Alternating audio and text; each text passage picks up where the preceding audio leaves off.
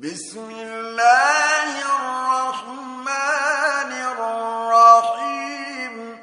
अस्सलाम वालेकुम स्टूडेंट, कैसे हैं आप सब। उम्मीद करती हूँ खैरियत से होंगे। आज हम अपने नए लेक्चर के साथ आपकी खिदमत में अपने चैनल इस्लामिक स्टडी में फिर से हाजिर हैं। इस्लामियात में हमने आज यानी अरबी क़वाइद पढ़ रहे हैं। इसमें मानियात का जो जिक्र है उसमें सूरह बकरा की आयत नंबर 84 है। 84 के हिसाब से इसका तर्जुमा और तफसीर करेंगे। ठीक है, तो शुरू करता ही बिस्मिल्लाहिर्रहमानिर्रहीम। लिल्लाहि अल्लाह के लिए है माँ जो फी में अस्समावात आसमानों में, वाह और माँ जो फी अर्ज़ी ज़मीन में, वाइन और अगर तुम जाहिर करो माँ जो कुछ फी में अनफुसिकुम तुम्हारी जानों में या तुम्हारे दिलों में, औ या तुख्फूहु तुम इसे छुपाओ, युहासिबकुम वो हिसाब लेगा तुमसे, बिही इसका, अल्लाहु अल्लाह, फयगफिरु बस बख्श देगा, लिमन जिसके लिए, यशाउ वो चाहेगा, व युअज़्ज़िबु और वो अज़ाब देगा, मैं यशाउ जिसको वो चाहेगा, वल्लाहु और अल्लाह ताला अला कुल्ली शैइन कदीर हर चीज़ पर कुदरत रखने वाला है। फ़ेल मुज़ारे है, इसमें हम देखेंगे कौन कौन से फ़ेल मुज़ारे में जो है सबसे पहले तुब्दू आ जाएगा, युहासिबकुम आएगा, युहासिबु आएगा, यशाउ आएगा, युअज़्ज़िबु और तुख्फूहु और तुख्फू। अच्छा, अब ये जो है फ़ेल है, मुज़ारे हैं और इसमें ज़मीर है। ये सारे आपने इसमें से ढूंढने हैं। जैसे ये कुम जो है ये जो है ज़मीर है, ही बिही ज़मीर है, ली ज़मीर है। ठीक है, और इसके अलावा इसके अलावा जो ये मन है ये हर्फ जारा है।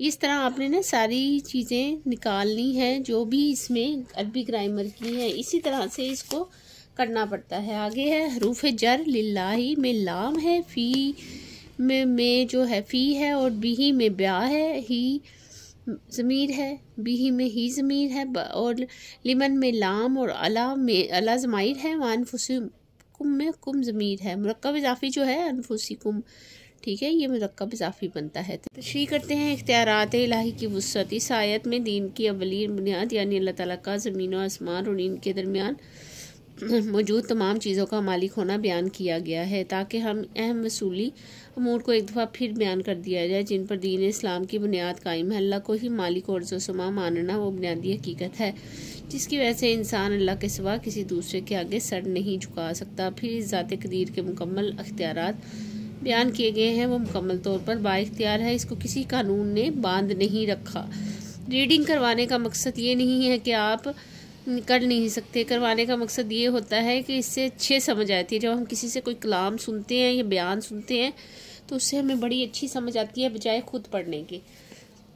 वो इसके मुताबिक अमल करने पर मजबूर है, इसको सज़ा देने और माफ़ करने के कुल्ली इख्तियारात हासिल हैं। इसलिए अल्लाह ताला ने फरमाया है लहू मकालीदुस समावाति वल अर्दी, सूरह शोरा की 12 नंबर पे यह आयत है। इसके लिए आसमानों और ज़मीनों की चाबियाँ हैं। गोया अल्लाह आसमान ज़मीनों के हर चीज़ का मालिक है। दिलों की पोशीदगी, बातों का मुहासबा।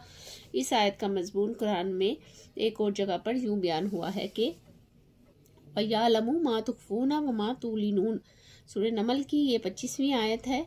और वो जानता है कि जो कुछ तुम छुपाते हो और जाहिर करते हो। एक और जगह अन्नल्लाह यालमु मा युसिर्रून व मा युलिनून, सूरह बकरा की आयत नंबर 70 है। ये बेशक अल्लाह ताला जानता है वो मख्फी रखते हैं और जो वो जाहिर करते हैं। जब ये आयत नाजिल हुई तो सहाबा कराम रज़ियल्लाहु ताला अन्हा ने नबी करीम सल्लल्लाहु अलैहि वसल्लम के पास हाजिर होकर अर्ज़ किया कि अल्लाह ताला ने छोटी छोटी बातों का हिसाब लिया है तो हमारी ताकत और बर्दाश्त से ज़्यादा है।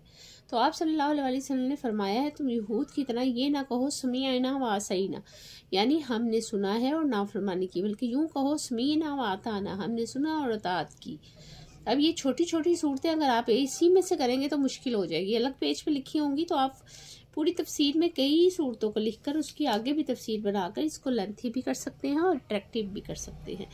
हज़रत अब्दुल्ला बिन उमर फरमाते हैं कि मैंने हुजूर अकरम सल्लल्लाहु अलैहि वसल्लम को ये फरमाते सुना कि मोमिन क़यामत के दिन अपने रब के करीब किया जाएगा, यहाँ तक कि अल्लाह ताला इसको इसका एक एक गुनाह याद दिलाकर पूछेगा कि क्या तू जानता है कि तूने ये गुनाह किया है। मोमिन हर गुनाह का इकरार करेगा, तब अल्लाह ताला का इरशाद होगा कि मैंने दुनिया में तेरा पर्दापोशी की और लोगों को तेरे गुनाह से बाखबर नहीं होने दिया।